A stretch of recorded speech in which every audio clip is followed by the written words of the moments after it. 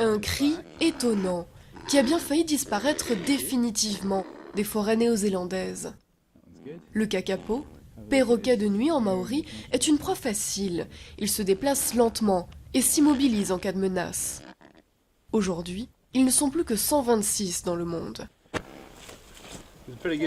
C'est grâce à l'action de ces gardes forestiers que ces oiseaux survivent encore, pour le plus grand bonheur de leurs admirateurs. Ils sont si dignes, ils peuvent aussi faire la tronche.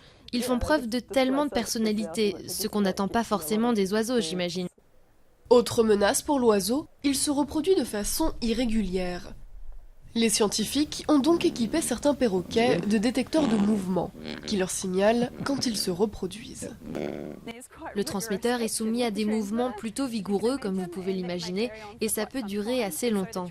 Le transmetteur est aussi capable de détecter s'il y a celui d'une femelle dans les parages, et on peut vérifier le statut de son transmetteur à elle, reconstituer l'histoire et émettre un code qui indique si l'oiseau s'est reproduit ou non, et avec qui.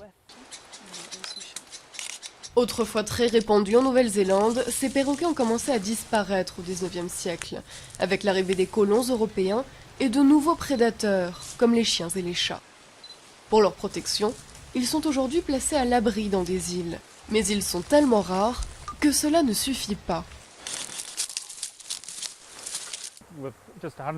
Avec 126 spécimens, il faut faire très attention à l'ensemble des gènes, et c'est ce que nous faisons. Nous faisons tous les efforts possibles pour ça, afin de préserver le plus possible une diversité génétique. Les autorités néo-zélandaises ont dépensé des millions d'euros pour prolonger l'espérance de vie de l'espèce.